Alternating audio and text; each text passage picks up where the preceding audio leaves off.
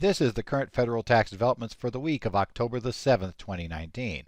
Current federal tax developments are brought to you by the Kaplan Financial Education and by your state society of CPAs. This week we're going to be looking at a few things happening in the areas of tax. We'll talk first about a ruling from the state of Pennsylvania that explicitly mentions the Wayfair case in Pennsylvania's now new ruling that will expand their economic nexus test to get a $500,000 rule for income taxes. Pennsylvania explains why the Wayfair case clears the way for not worrying about whether you're in Pennsylvania. We're going to determine about whether you have nexus there to file an income tax return. We're also going to talk about the Section 164 limit on state and local taxes, specifically a discussion that came up on Twitter regarding the impact of that limitation on Schedule A deductions if you have investment land or something similar on which there are taxes being paid. Does a $10,000 cap apply? We'll discuss that. The law seems to give an answer. We'll talk about some issues here relating to drafts of the Form 1065, the 1120S, and the K1s, and some information the IRS is going to be asking for in the future on your partnership and S-corp returns. And we'll close out with proposed regulations that give us some answers to how the individual coverage HRA that was released earlier in the year, the IRS said we could start using next year, how that would integrate for an applicable large employer with the shared responsibility payment issues. In essence, how we find out if we're offering affordable coverage that provides, what we need to, how we make the test, what's the affordability test, how all of that works. The most important thing, figuring out what's the cost of the insurance for the required contribution for the employee. And that's part of our trading. That's part of what we're going to be working on here. So we have all of these things coming up, looking at this week in what's going on here in taxes. Now, remember, we do have coming up, once we get past the deadline, and you all probably know about that deadline coming up here on the 15th of October, I am going to be doing a session that will be broadcast on October the 16th. It will be an online Cal CPA rebroadcast of the advanced partnership issues featuring the new partnership audit rules. Like most Cal CPA rebroadcasts, it's going to be a dual start. So it starts there's one set at 6 a.m. Pacific time, one at 8 a.m. Pacific time that starts. Cal CPA's website offers both options. Your state society most likely will choose the one most appropriate for your area of the country. You may not want to get up super early if you're on the West Coast for the 6 a.m. version, because that means probably going to need to be logging in somewhere, around 5:45 or so, and it's early in the morning. But the flip side of that is if you're on the West Coast, then you probably, or I should say if you're on the East Coast, you probably don't want to wait until 11 a.m. in the morning to start. That's not so bad, maybe 11 a.m. start, but when it ends at 6:30 in the evening, well, that goes a little long. So check to see the availability. We will be running that though on October the 16th, the new partnership audit rules and all the fun we've got going down that path. But with that, let's go ahead and start talking about what's actually happened this week. And let's begin with the state of Pennsylvania. Pennsylvania has issued in Pennsylvania Corporation Tax Bulletin 2019-04 that was issued on September the 30th. The state of Pennsylvania announced that they are going to begin applying an economic nexus rule for income taxes in the state beginning in 2020. And that economic nexus rule is going to trigger a required filing for income tax purposes by a business if it has more than $500,000 worth of sales into the state. So it'll be a sales-based requirement here for coming into the state. Why they're deciding to do it is because Pennsylvania's justification that the Wayfair case opens the door for this. The department, in their analysis, has a pretty good analysis about why they think Wayfair has opened the door.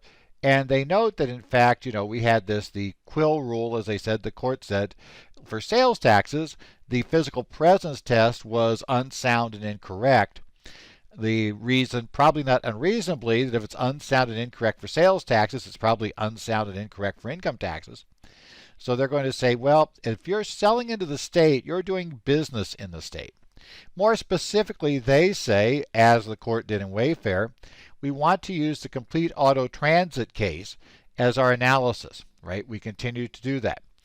So the big issue there is going to be with fair apportionment And with the issue of as long as we don't violate the Commerce Clause by making it too difficult for various businesses to comply, it's going to be okay to require them to file in the state. They do specifically note there is this one special case we have for income taxes, Public Law 86-272.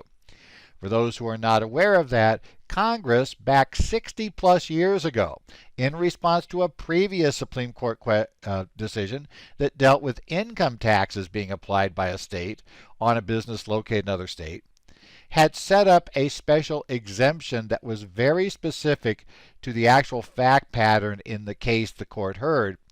And it says that a state is not allowed to impose an income tax generally on a company that merely has salespeople in the state, where the sales are approved out of state, shipped from out of state, and you don't sell anything but those products. You can't sell services, anything else. You don't perform any other functions in the state. The state of Pennsylvania is stating that you should still be filing and claiming your 86-272 exemption if you say all we're doing is that. We'll see if that holds up or not. It'll be kind of interesting to see how far that goes. 86-272, to be totally honest, is a law that was meant to be temporary when it was passed 60 years ago. Unfortunately, for it to be non-temporary, Congress would have to have gone in and tried to figure out really a comprehensive set of rules of when states could impose an income tax. As you might guess, Congress was not too thrilled with that, because when you start doing that, it gets complicated, it gets messy. They get yelled at by state legislators for basically meddling in things they shouldn't meddle in, and so they haven't done it. The history of that law, though, does tell us a lot about the fact that if you think Congress is going to come in and solve the Wayfair problem, 86-272 suggests that they really aren't likely. The one time they did it, they did a temporary patch, which they then decided we're just going to ignore and let stay put for 60 plus years. So I'll put it this way. If they finally come back and solve the income tax issue that they deferred back 60 years ago, maybe they'll solve Wayfair. I wouldn't hold out much hope for it. Now, the other interesting aside was Pennsylvania decided that the limitation should be higher than the sales tax $100,000 limit from the South Dakota case.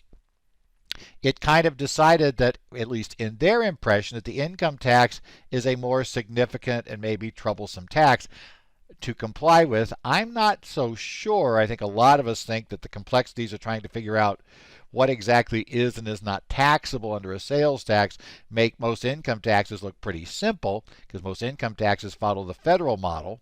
But nevertheless, they do have $500,000. I'm not going to complain. I'm certainly not going to volunteer to come in below $500,000. But it is interesting they went there. We'll see if other states follow. But the unique part about this is it is an explicit citation of Wayfair by a state agency to apply existing law. And we may see other states follow in Pennsylvania's footsteps, so be careful. The income tax shoe is maybe about ready to drop following the Wayfair case. Next up, I got involved in a discussion on Twitter, of all places, involving the question of investment property taxes. And the question arose regarding, if you remember, part of the Tax Cuts and Jobs Act, Congress added Section 164(b)(6). And it gave us a $10,000 cap on state and local tax deductions on Schedule A. At least that's the way everybody talked about it. That the most you could deduct for state and local taxes on Schedule A was $10,000. But the interesting aside about that is it's not quite so simple if you actually go read the code.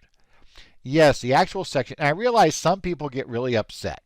I've had CPAs before get after me saying, why do you always give code sections? I mean, that's complicated, it's messy. Don't talk about code sections, that's just confusing, you can't read that. Problem. When we got a brand new tax law, all we have, and in this area this is all we have, is what's in the code. Secondly, when you go to secondary sources like the committee reports, I know a lot of you like to look at committee reports, the problem there is if the committee report does not agree with the black letter law, the courts are never going to follow the committee report. Committee reports are useful for resolving ambiguities. But if the law itself is not ambiguous, then the committee report does nothing. This particular piece I don't believe is at all ambiguous, and I'm not sure the committee reports really disagree with it. But then we go to like even one more removed. Many people get their tax updates by listening to things like this broadcast, by maybe reading some articles, and in those cases things do get summarized.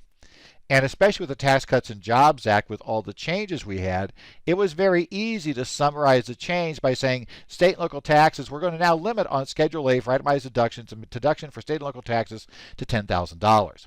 That sort of statement is one I'm sure I've made. I'm sure everybody who's done these courses have done it, because there was so many things to cover and so much detail. You didn't spend an hour talking about the 164B6 limitation. You know, you talked about it was 10 grand. You talked more about, well, could the states challenge it? How about the workarounds and all those things? But you didn't really do a deep dive on the section itself. Maybe it's important to do that deep dive, because this is something that was actually pointed out to me early in the year, and I kind of thought it become common knowledge. But you do the deep dive, and it's like, no, apparently a lot of people hadn't done this dive yet. And the question becomes, what about land you hold for investment?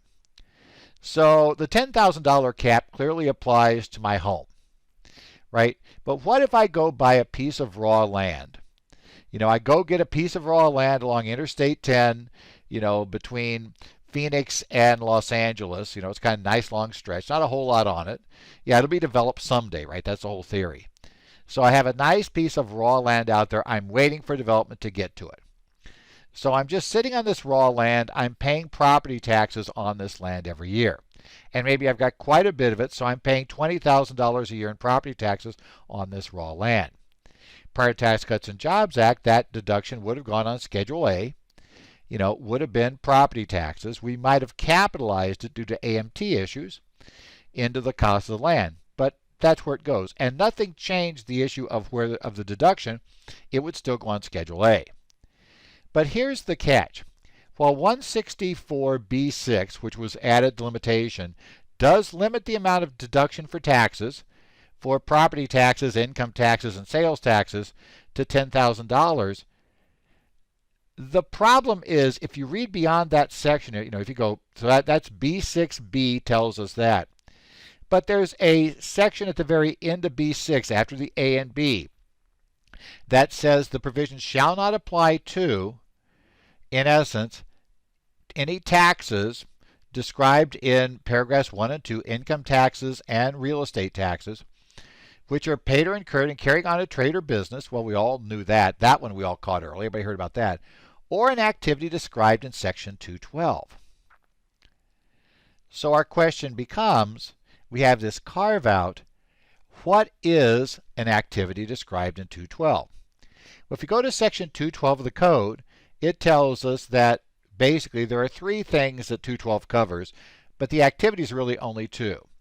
And that is any activity for the production or collection of income, or for the management, conservation, or maintenance of property held for the production of income. And traditionally we have taken our investment land as being land held eventually for the production of income. We finally sell it. You know, we expect it to give us income at the sale date. So here comes our bottom line. Is that tax exempt? Well, your first objection might be, well, wait a second. Okay, it's a 212 activity, but we all know that 212 activities, property held for investment, deductions related to those are not subject, you know, are basically our miscellaneous itemized deductions, and we can't get those anymore. So, you know, yeah, you may get an exemption here, but they'll take it away somewhere else. The answer is actually no. See, Section 67G does disallow us from claiming any miscellaneous itemized deductions. But Section 67B2 specifically excludes from the definition of miscellaneous itemized deductions any taxes for which a deduction is allowed under 164, which is what we have here. So 212 is referenced only to figure out if the activity would be covered by 212. But once we figure that out, the deduction still goes back to 164. So that means that, you know, that line for taxes not subject to the limit on Schedule A, it seems like this should be on that line. Now, the IRS doesn't give a whole lot of instructions about that line, doesn't tell us a whole lot about that line, but it appears the black letter of the law is pretty clear. Could the IRS attack? There's a couple of possibilities maybe. Maybe the IRS says the key word there is activity. And 212 itself doesn't describe activities. So they're saying clearly what Congress meant was you need to be doing something, and holding raw land isn't doing anything. But the problem with that is really, does that make sense? I mean, what is the 212 activity that we're talking about here? And okay, a rental that doesn't rise to a trade or business. Aha, we found one. Well, yeah, but Congress could have very easily carved out rentals and royalties if that was their key, the only 212s that could get a benefit. The same way they did under Section 62, where they moved those above the line. It seems like, I think it's a stretch to say that holding the raw land is not an activity. It seems to me the general context of that. I mean, we test for trade or business by how much activity we have, and if we don't have enough activity, then it's not a trade or business, and it's a 212 item. Well, it still could be a 212 activity, we just don't have enough regular and continuous activity to get us up to the trade or business line. So fundamentally, it seems very likely that there's at least a reasonable basis, if not actually, substantial authority, for taking that deduction on Schedule A. Now, you can compare this to an issue we wrote up early in the year regarding real estate cooperatives. By the way, when you say cooperatives, we have to watch. Depending upon which person you're talking to, they'll make an assumption that's totally different. I'm talking about real estate cooperatives. These are corporations that own the residential property. You own shares in it. It gives you a right to live in that unit, or at least to use that unit. You could rent it out or whatever you can do under this. It's kind of a other way to arrange what otherwise would be a condominium structure. Condominiums have common areas that are owned by everybody, and then the individual owner of the unit owns the unit. In the case of a cooperative, the corporation owns everything, but you have an absolute right to use one unit. Different way of doing the same thing. But there's a structural flaw that we discussed back at the beginning of this year in how Congress references the deduction for taxes on cooperatives that appears to bypass the 164 $10,000 limitation. But that one was clearly a mistake. Congress is very clear. Now, the Blue Book tells us a technical correction may be needed. Whenever the Blue Book says that, it means a technical correction is definitely needed. But, it's one of those things, while in this case, I don't think this is a mistake. I think Congress intended to let the raw land deduction go through. And if that's true, then I think some people may have discovered there are some returns that you might want to consider amending. If you've taken the position and used the cap on what was raw land or any other property that might meet the 212 definition. So, take a look. It's kind of interesting, but if it meets 212, it doesn't appear the $10,000 cap would apply, even though you're still deducting it on Schedule A. This doesn't move it off Schedule A. This just moves it out of the cap. Next up, the IRS is issuing draft forms, and in this case, the draft to the Form 1065, the 1120S, and the K1s related to the same came out on September the 26th. Now, we'd already had a preliminary view of the S-Corp K1 we discussed earlier, but now we're going to go ahead and look at some more details about all parts of all these forms. So these drafts came out on September the 26th, and the draft versions, if you go to the IRS website right now, at least until they cease to be the drafts and we get some finals, they'll show September 26, 2019 as the version that you're working with. So what exactly is changing? There are a few changes. One big one you're going to find, and this relates to something that has gotten a lot more attention on the website. I get statistics on what people read the most, and this has been the key thing read for a long time. We now have a requirement that you have to give your capital, tax basis capital, if it was negative. The instructions for 1065 last year said if a partner has negative tax basis capital and you're reporting capital on a K1 on a basis other than tax basis, you have to include a disclosure of their tax basis beginning and ending capital. Well, next year, it's not going to be an option at all. In essence, whether it's positive or negative, you're going to disclose it because the only type of capital that can be shown on the K1 next year is tax basis. We're getting rid of the 704B, the gap. Any other option for showing a partner's capital will not exist on the K1. The capital on the K1 has to be tax basis capital. So that'll be a significant change on next year's return if you've been using a non-tax basis capital. And I think a lot of people are panicking because they weren't sure how to get there. Well, gang, you're going to have to do it to prepare the return in the coming year. We know we already had to get that number. The negatives have to be sent into the IRS for 2018 returns by March 15th of next year, or you never properly filed your K1s. Now we're being told for the 19 returns, the only basis of capital you're going to show is tax basis. We also have some additional information on 704C disclosures for a partnership. We've had to disclose for a couple of years if there is a deferred, kind of this built-in gain under 704C related to a partner for assets they contributed. And you had to attach a statement. Now what you're going to have to say is, in addition to that statement, every year you're going to have to give the beginning and ending share of unrecognized 704C gain or loss has to be disclosed on the K1 for each partner. That's also brand new, obviously something they're of interest on. The K1 for the 1065 also has now divided guaranteed payments into guaranteed payments for services and guaranteed payments for capital. And then there is like a total guaranteed payment line as well that'll come in there. But we're dividing it into two parts. We've always had two types of guaranteed payments, but traditionally they'd always been on the same line on the K1. Now they're going to be on two separate lines.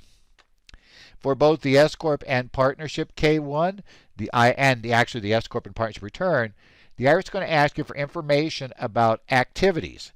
If you have more than one activity for which under the at-risk rules or the disclosure or the passive activity rules, you have to tell them first if you're combining any of those. That's a checkbox on the front of the tax return. But secondly, if you have multiple activities or multiple activities for either at-risk or passive, there's going to be additional information that will be attached to the K1 for the partners. Now, we don't know what that information will be right now because we don't have the instructions, but you can get a pretty good guess as to what it's going to be regarding that level. And finally, what we had discovered earlier in the year when the 1120S first draft came out, we're going to have 199 Cap A disclosures will no longer be the 4 codes we had for 18 returns. We're now going to have just basically a single line that says, see attached for information you need to do the 199 Cap A calculation related on this partnership or this S Corp. And then we're supposed to provide all necessary information. As I noted back when that first came out, I think the IRS has quickly discovered that there's a lot of information you need to know about to adjust your qualified business income from a pass-through on the individual return. And for that reason, they have given up on having codes for everything. You're simply going to give a line item description. You're going to kick out and say these are all the items you need to know. You'll need to know what QBI is. You'll need to know what UBIA is. You'll need to know what W-2 wages are. You need to know if it's a specified service, trade, or business or not. Those are things we already had to tell. But you also need to know about things like 179 related to each trade or business. You need to know about potentially other issues that may be tested at the partner level. So all that stuff, in essence, it's now going to be textual. Why did they make these changes? Most likely because these are things they're interested on doing exams on in the future. Remember, we have just started the new comprehensive partnership audit regime. So we're going to see CPAR audits on 18 returns and later, CPAR or BBA, whichever way you want to refer to them. I've joked I started calling them BBA when they first came out. Then the IRS kept referring to them as CPAR. So I changed all my manuals to CPAR. Now the first year we actually do it, they're referring to it as BBA again. So the Bipartisan Budget Act rule. So these are probably things the IRS will be interested in, so you probably want to keep your eyes on these issues and start getting ready to get that information you're going to need, especially for tax basis capital, because they're serious about that now in the partnership. The final thing released this week, we have proposed regulations that are going to deal with individual coverage HRAs. These are proposed regulations under Reg 136-401-18, was issued on September 30th. And the point of these regs is to give us some information for this individual coverage HRA about how it interacts for applicable large employers that have shared responsibility issues, right? Shared responsibility payment issues. The IRS, when they released this, of course, it said, hey, ALEs can use this. But that opened up a lot of questions. If you're subject to the penalty for not providing affordable coverage to your employees, how do we determine what's affordable? What are our conditions here? Because remember, one of the issues here is we're using the employees going out and getting coverage on the individual market. How much of that do we need to pay for? How much of that counts? In essence, do I have to count every dollar the employee pays if they go by the highest, absolute best Cadillac plan? Or is there some other plan I can count even if they go by the Cadillac plan? Those are all the issues we have to talk about. So what the IRS has done in this is they've created 3 safe harbors on specific issues. First, one key issue was, how do we determine this cost of the applicable policy? So we're going to pick a policy, and what it will generally be is the, lowest cost silver plan that applies for the appropriate geographic area. Now there's some open questions there, but we'll get there in just a second. But the question is it going to be different every month? I mean, when do we do this? So they established a safe harbor that first thing is gives us a month. If an employee is eligible to be in the HRA as of the first day of the year, then we can use the monthly premium for January of the prior calendar year.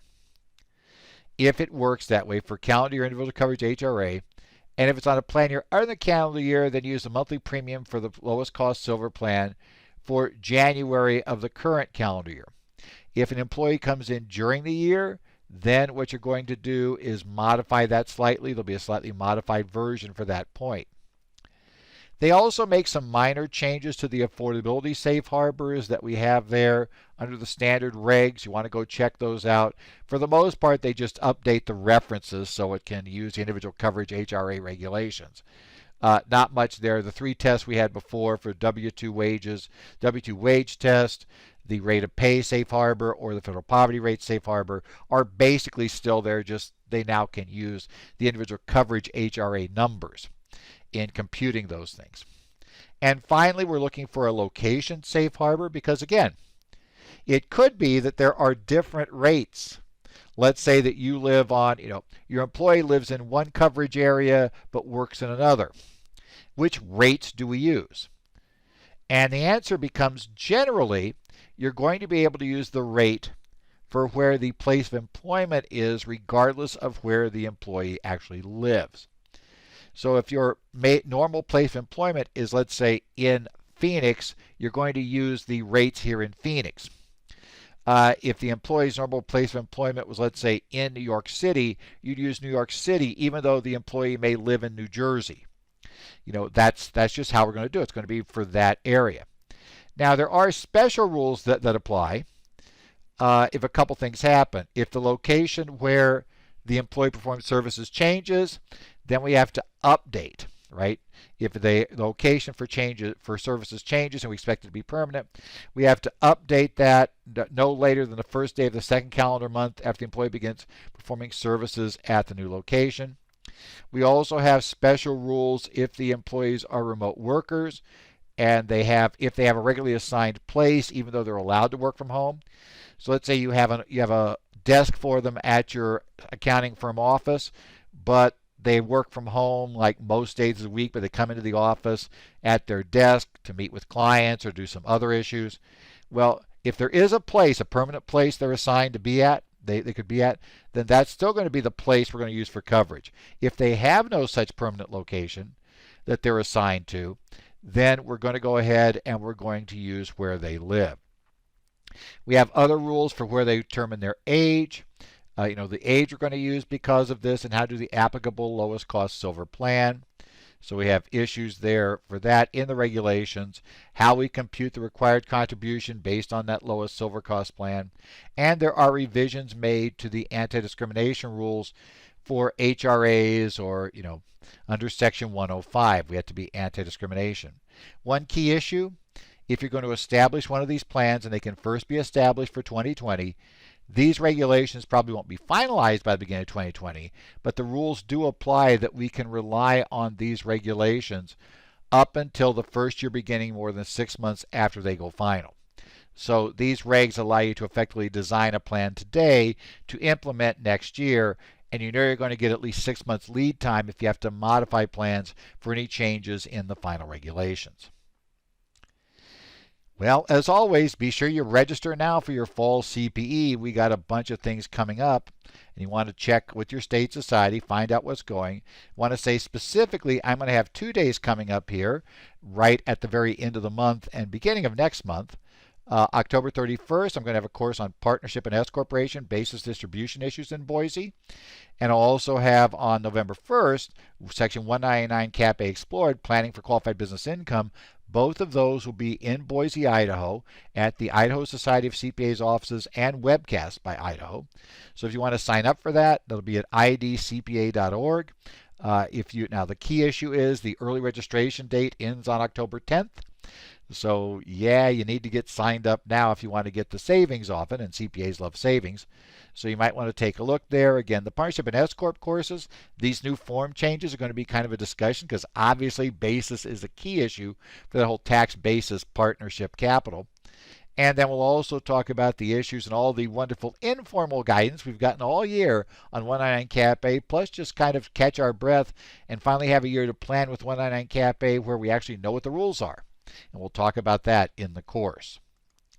This has been the Current Federal Tax Developments for the week of October the 7th, 2019. You can catch our updates online at currentfederaltaxdevelopments.com. You can follow me on Twitter. I'm at Ed Zollers. You can also email me. My email address, edzollers at currentfederaltaxdevelopments.com. I also follow the discussions on Reddit at the reddit/r/taxpros group, and follow discussions on some state CPA societies. California's Tax Talk group, which is available to any CPA or any attorney anywhere in the country. You can go to groups.yahoo.com, search for Tax Talk as the group, ask to get in, show you're a CPA or attorney, you'll get in. I also follow discussions on 3 state societies, the Arizona, Minnesota, and New Jersey Society Connect groups. So if you're a member of one of those societies, I do try to look in there and see if there's any question I can be of help on. So if you want to have a discussion there, go ahead and post there. Otherwise, hopefully you're having a successful end of tax season. I know it's that wild last week that you're working on, and you're going to get into the middle of that, and hopefully we'll see how next week goes, because I also have things to finish up. So if we get out exactly on time next week, it'll be kind of interesting, but we'll hope. So in any event, I'll be watching, and there'll definitely be some things happening. So we'll try to let you know what's up and going, and you'll join us next week for more current federal tax development.